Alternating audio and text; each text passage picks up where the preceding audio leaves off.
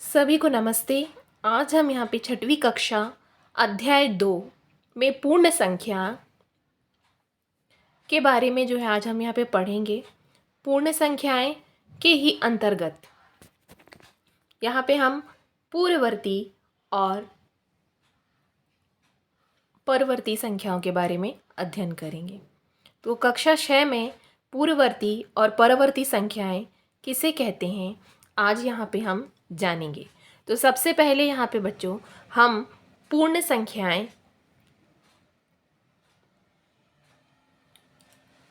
किसे कहते हैं। पूर्ण संख्या किसे कहते हैं इसकी परिभाषा हम देखेंगे। पूर्ण संख्या प्राकृतिक संख्या में ज़ीरो को शामिल कर लेने से पूर्ण संख्याएं बनती हैं। अर्थात प्राकृतिक संख्या भी हम आगे आपको बताएंगे। ज़ीरो को शामिल कर लेना मतलब कि एक उदाहरण के द्वारा हम देखें, जैसे कि 0, 1, 2, 3, 4, 5 और ये संख्याएं कहाँ तक गई हैं, अनंत तक। तो प्राकृतिक संख्या में ज़ीरो को शामिल कर लेने से ये पूर्ण संख्या बन जाती है। तो यहाँ पे जो 0 आया है, 0 क्या है, एक पूर्ण संख्या है। ठीक है, तो इसको हमने परिभाषा के द्वारा यहाँ पे जाना कि पूर्ण संख्याएं क्या होती हैं, किसे कहते हैं। पूर्ण संख्याओं में ही हम पूर्ववर्ती और परवर्ती संख्याओं के बारे में देखेंगे। तो सबसे पहले हम देखेंगे परवर्ती। इसी को ही हम उत्तरवर्ती और इसी को ही हम अग्रवर्ती संख्याएं भी कहते हैं। तो इसकी परिभाषा की ओर आगे हम जाते हैं। तो प्राकृतिक संख्या में एक को जोड़ने पर परवर्ती संख्याएं प्राप्त होती हैं। ठीक है, प्राकृतिक संख्या में देखो, फिर प्राकृतिक संख्या की बात आ रही है। प्राकृतिक संख्या हम जैसे कि हमने एक संख्या ली 16 का परवर्ती हम निकालेंगे तो उसमें आगे हमने परिभाषा में पढ़ा, एक को जोड़ने पर हमें क्या मिलती है, परवर्ती संख्या। तो 16 धन 1 करेंगे तो हमें क्या मिला, 17। 17 क्या है, एक परवर्ती संख्या, मतलब एक अग्रवर्ती या उत्तरवर्ती। या हम ऐसे भी याद रख सकते हैं, किसी भी सवाल को हल करने पर हमें क्या प्राप्त होता है, उत्तर। इसी प्रकार हमने 16 में 1 को जोड़ा तो हमें क्या प्राप्त हुआ, 17। तो 17 क्या है, उत्तरवर्ती संख्या या परवर्ती संख्या कहलाती है। इसका दूसरा उदाहरण हम देख लेंगे 20। तो 20 क्या है, 20 का परवर्ती संख्या, मतलब 20 में हम 1 को जोड़ेंगे तो हमें परवर्ती संख्या क्या मिली, या उत्तरवर्ती संख्या हमें क्या मिलती, या अग्रवर्ती मतलब आगे की संख्या। 20 में 1 जोड़ रहे हैं तो कितना हो रहा है, 21।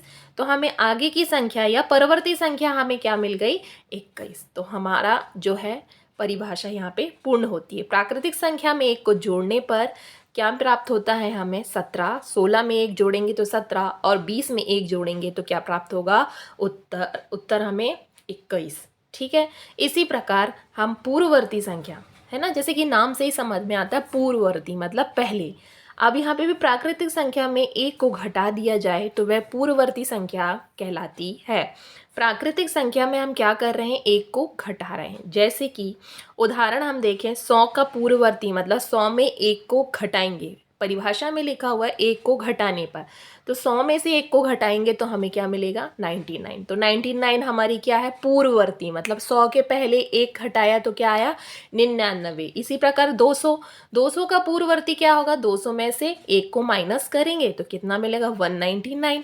तो हमारा ये जो उत्तर आया है ये हमारा कौन सी संख्या कहलाएंगी, पूर्ववर्ती। ये उदाहरण के द्वारा भी आपको जो है यहाँ पे स्पष्ट हो गया। अब हमने यहाँ पे जो है प्राकृतिक संख्या के बारे में पढ़ा था, प्राकृतिक संख्याएं क्या होती हैं। तो प्राकृतिक संख्या की भी हम यहाँ पे परिभाषा देख लें, क्योंकि संख्या पद्धति एक संख्या मतलब 1, 2, 3, 4 ये संख्याएं हैं। प्राकृतिक संख्या इन्हीं से मिलकर बनती है। इसकी परिभाषा हम देख लेते हैं। तो इसकी परिभाषा क्या है, गिनती में उपयोग किए जाने वाली सभी संख्याएं। गिनती में कौन सी, 1, 2, 3, 4, 5, 6, 7, 8 और ये यहाँ तक जाएंगी अनंत तक, तो ये क्या कहलाती है, प्राकृतिक संख्या। इसी में हम 0 को ऐड कर देते हैं तो ये क्या हो जाती हैं, पूर्णांक संख्याएं कहलाती हैं, डैश डैश डैश अनंत तक, है ना। तो इसको उदाहरण के द्वारा भी हमने बताया। प्राकृतिक संख्या, बार बार प्राकृतिक संख्या से ही सभी संख्याएं निकली हैं और ये संख्या पद्धति का ही एक रूप है।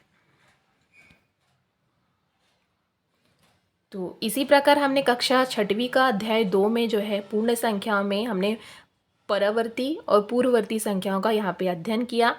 आप लोगों को समझ में आ गया होगा। इसके लिए धन्यवाद। नमस्ते सभी को।